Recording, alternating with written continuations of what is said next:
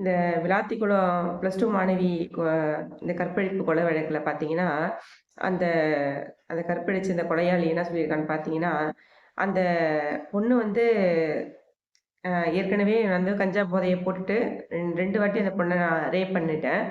அப்புறம் பார்த்தீங்கன்னா, இன்னொரு வாட்டி நான் கஞ்சா எடுத்துட்டுருக்கும்போது, அவங்க உறவினர்கள்லாம் வந்து தேடிட்டு இருந்தாங்க அப்ப அந்த பொண்ண.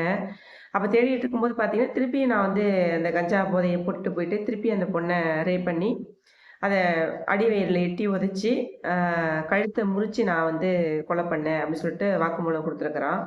அ இது வந்து என்ன சொல்றது எனக்கு தெரியல. அந்த கொலையாளிய பார்த்தீங்கன்னா, மூஞ்சில வந்து மக்கள் வந்து மக்கள் வந்து பார்த்தா தானே தெரியும் இல்லையா? மக்களுக்கு வந்து அந்த முகத்த ஏன் அந்த முகத்த மறைச்சு எடுத்துட்டு போறாங்க அப்படிங்கிறது தெரியல. ஒரு வேளை வந்து கோர்ட்டோட ரூல்ஸா கூட இருக்கலாம் இல்லையா? அத மதிக்கணுன்றதுக்காக கூட அத போட்டு கூட்டிட்டு போயிருக்கலாம். ஆனா, இந்த ஒரு சில விஷயங்கள்லாம் வந்து மாத்தணுங்க. என்னன்னு கேட்டீங்கன்னா, இந்த கொலையாளிகள்லாம் கண் முன்னால மக்கள் கண்ணு முன்னால கொண்டு வரணும். க க பார்க்கணும். ஏன்னா, அப்பதான் வந்து எனக்கு எனக்கு எனக்கு அந்த ஒரு விஷயம் ஏன் அத வந்து மூடி போட்டு கூட்டிட்டு போறாங்க? அந்த குற்றவாளிய எதுக்கு முகத்த மூடி கூட்டிட்டு போறாங்க? அப்படிங்கிறது எனக்கு சரியா தெரியல. அது எந்த வகையில நியாயம்? ஏன் மக்கள் அவன பார்த்தா என்ன ஆயிட போது? மக்கள் அவன பார்த்தா தானே தெரியும். இந்த மாரி குற்றவாளிகள்லாம் முகத்த பார்த்தா தானே தெரியும். பார்க்கணும்ல. அந்த அந்த தர்மத்த செஞ்ச அந்த நீதிமான் யாருன்னு நாங்க அப்ப நம்மலாம் பார்த்தா தானே தெரியும். இல்லை தெரிஞ்சுக்கணுன்றதுக்காக தானே நம்ம இருக்கிறோம். அ அ இப்ப இன்னொரு விஷயம் பார்த்தீங்கன்னா, இந்த சுப்பிரமணியன் சொன்னாரு. கஞ்சா வந்து புழக்கத்திலே இல்ல. 0% தான் கஞ்சா தமிழகத்துல அப்படின்னு சொன்னாரு. அப்ப ஒரு கஞ்சா புழக்கத்திலே இல்ல அப்படிங்கிறது, இப்போ இல்ல அப்படின்னு அவர் சொல்லிட்டாரு. எந்த விதத்துல அத அப்படி சொன்னாரு எனக்கு தெரியல. ஒருவேளை இதெல்லாம் கண்ட்ரோல் பண்ண முடியலையோ, இவன் கண்ட்ரோல மீறி கை மீறி வந்து தெரியாம அந்த தமிழ்நாட்டுல வந்து சப்ளை பண்ணிட்டு இருக்காங்களா? அ அப்படிங்கிறதும் தெரியல. ஒருவேளை தெரியாம வந்து சப்ளை பண்றாங்க. அப்ப அந்த நாட்ட பாதுகாக்க முடியல. நல்ல வந்து ஆரோக்கியமான ஒரு சூழ்நிலை வந்து மக்களுக்கு குடுக்க முடியல. மாணவர்கள் வீணா போறாங்க. மாணவிகள் வீணா போறாங்க. பிள்ளைங்கலாம் வந்து பாதுகாப்பு இல்லாத ஒரு முறையில இருக்கிறாங்க. குழந்தைகளுக்கு பாதுகாப்பு இல்ல. பாட்டிக்கு பாதுகாப்பு இல்ல. கேட்டா கஞ்சா போதைய போட்டு பண்றேன்றானுங்க. போறவங்க வரவங்களலாம் வெட்டி சாய்க்கிறானுங்க. சாதாரணமா இருக்கிறவங்களையே வந்து அடிக்கிறானுங்க. இதெல்லாம் வந்து எப்படி சொல்றது? இதெல்லாம் ஒரு ஒரு பாதுகாப்பற்ற தமிழகத்த வந்து இந்த அரசு வந்து குடுத்துட்டு இருக்குது. மக்கள பாதுகாக்கக்கூடிய ஒரு சூழல் இல்ல. எங்கள பாதுகாக்க முடியல.